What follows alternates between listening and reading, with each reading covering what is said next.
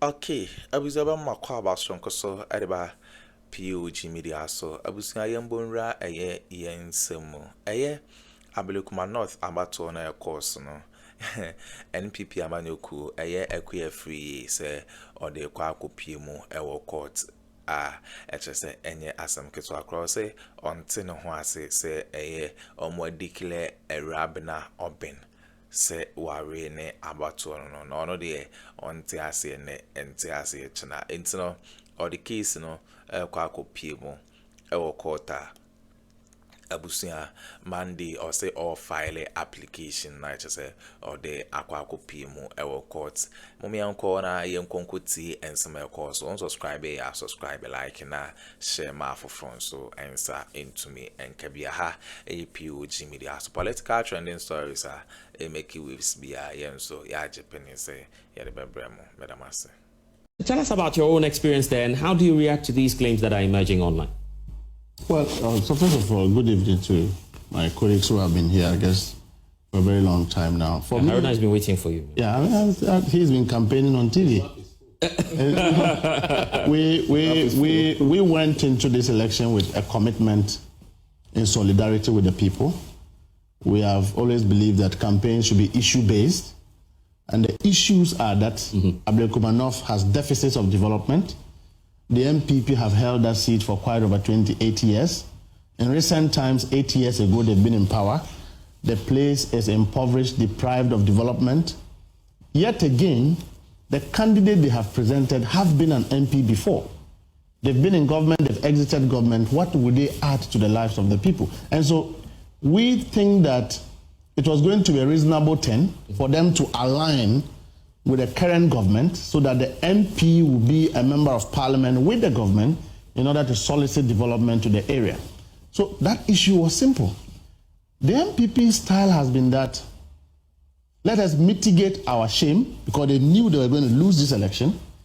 Let us mitigate it by dividing our front. Let's say that we are not contesting the election, but in the night we should be campaigning. So they come and sit on TV like my brother is doing here. Yes, they are not part of the election, but on the ground, they are campaigning. But so, he says he wasn't there. Neither will say. Why is there a commentator and reviewer of the election you didn't partake? What they did, I was on the ground throughout. What they did was to reduce Ablekumanov to a presidential campaign ground. Bawumia have been there, Ken has been there, Brana Champon have been there, the other one, Addo have been there, and all was showcasing of their presidential campaigns. It had nothing to do with the parliamentary election because they knew they were not going to win. And so for me, this victory consolidates the fact that the people of Ghana... Oh, you're claiming victory already? No, we have won the election. Now we've won the election. It's clear. We have won the... There was no way MPP could win this election. If you look at even the two candidates, look at their age differences. You have a relatively younger, energetic woman who is running for election. Go and check the statistics of Ablekumanov. Young people are more. How are you going to rally the young generation? And so clearly, I knew that we were going to win. They also knew that they would lose the election. That is how come now they are divided. I hear they are on radio, TV again saying that they didn't participate in the election. In the last few minutes, Haruna has just confirmed that to us. In fact, even on Monday, they will now say that they are going to court. That is their plan. But you see, the very sad thing I have just heard this evening was for them to lay a claim, sit in their offices in Accra, for a minority group of parliamentarians who are intellectuals, who I believe that take cognizance of reasoning into whatever they do, will sit in whatever they sat, because I never saw any member of parliament in Ablekumanov to say that I, Mustafa Bande, was the one fomenting violence is quite unfortunate, and I can say on authority that it's unfounded, it's malicious. I will sue them. I will sue them. Oh, you feel hurt? I'm not hurt. We can't allow people who are supposed to be intellectuals to reduce themselves to this level of thinking. You are not there.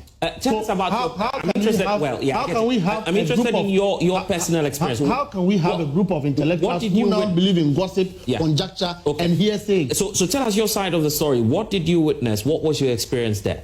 I have finished. We have finished setting up the election very early in the morning. So early hours around 10, 11, we moved into monitoring.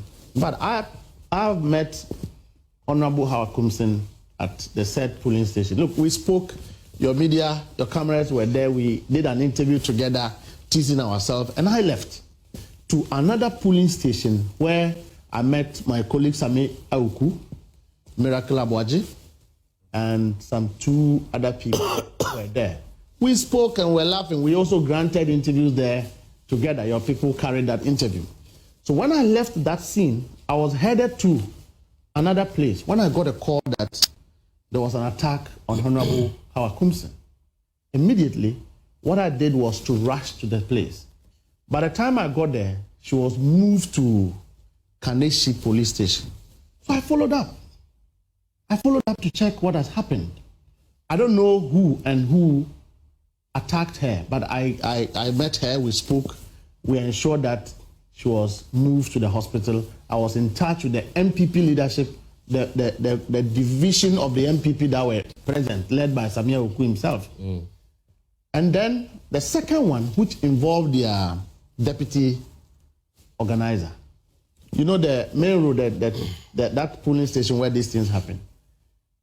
There were a lot of disagreements there. So I got there to try and calm the tension. In fact, Samia Oku and Co had just left that place. So the deputy national organizer came. I didn't even know him. So he walked to me and I said, Chief, you guys should calm down. Let us be friendly and finish this thing and move on. But then I moved into the yard. By the time I realized they were fighting outside. When I came out, I met a young lady, supposedly was working with him. So I asked what happened. And he says, your brother have just been attacked. And I called him. I personally took his number and called him twice to check how he was doing in good faith. And so for anybody to sit in Accra, in their headquarters, in their offices in Parliament, disingenuously ascribe to the fact that I fomented violence when I have not spoken.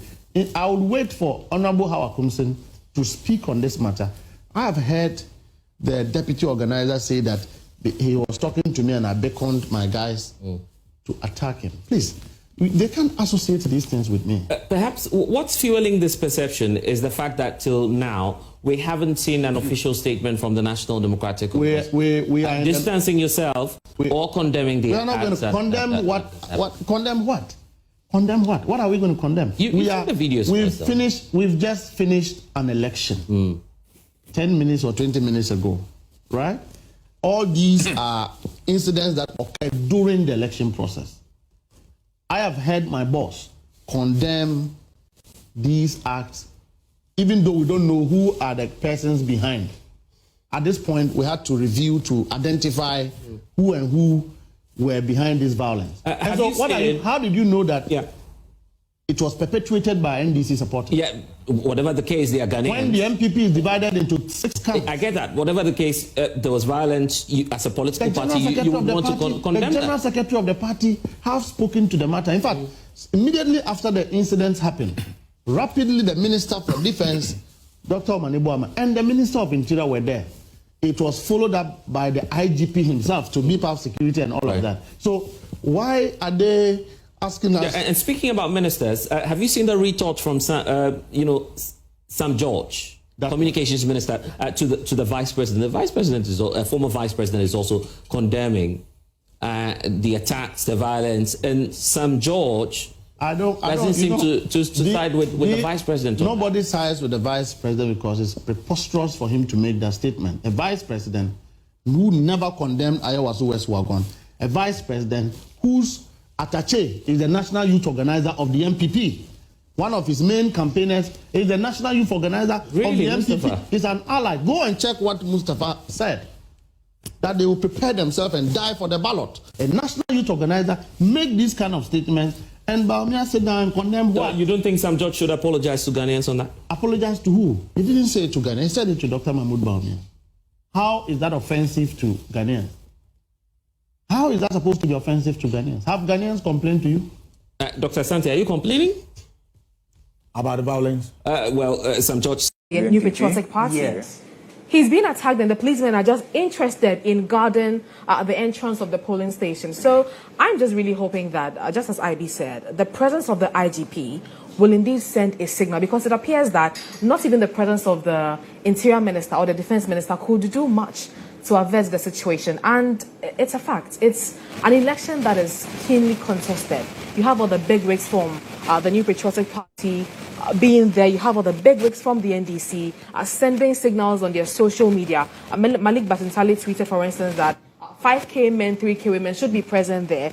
And so you expect a lot of people there in a very central situation to conduct the poll. So I'm just hoping that the IDP's presence will, if anything, motivates the men to do better, because it has been disappointing. We've had about 3 media persons being attacked. One from us here, but he'll be joining us in the studio very shortly. We've had one from multimedia. There's an ATV lady who was drenched in pepper spray. For what reasons, we do not know. It's been very disappointing, but I believe that subsequently we'll just delve into these issues much better. Right, so on your screens now, you can see pockets of violence beginning from the St. Peter's Methodist Church here specifically at Odoko Buzia Junction. So for those who know Odoko, when you move past the station, the traffic light, and you move forward a bit beyond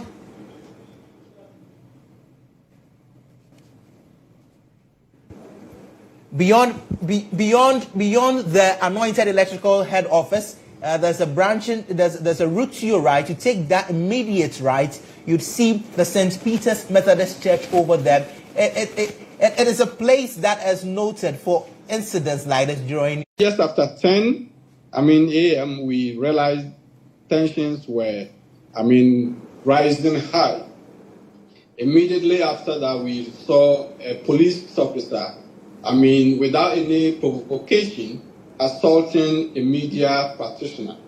And things started getting worse, and the situation almost getting out of control.